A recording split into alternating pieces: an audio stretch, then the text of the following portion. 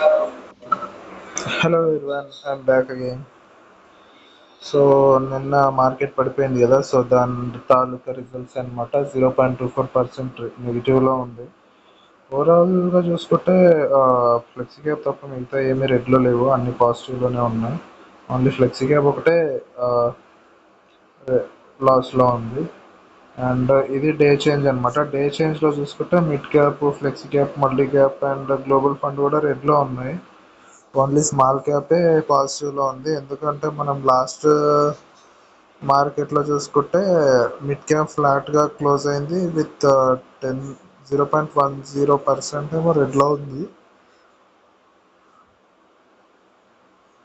Small cap 0.2 around పాజిటివ్లో ఉంది, కాబట్టి ఆ ఒక ఇండెక్సే పాజిటివ్లో ఉంది, మిగతా అన్ని రెడ్లో ఉన్నాయి.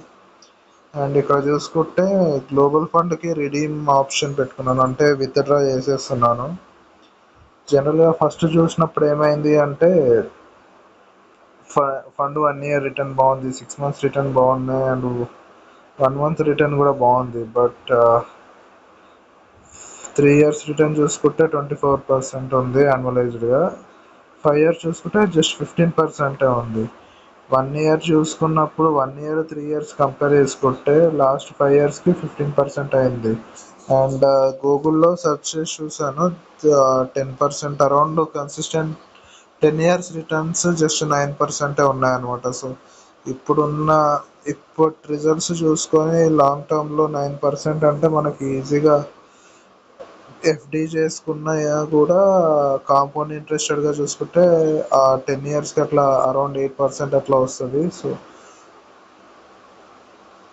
ఈ మార్కెట్ అప్ అండ్ డౌన్స్ లేకుండానే మనకు అక్కడ ఈజీగా వచ్చినప్పుడు మళ్ళీ ఇక్కడ పెట్టడం ఎందుకు అని చెప్పేసి రిటర్న్ చేసుకుంటున్నాను అనమాట. So that's it for today guys, by by.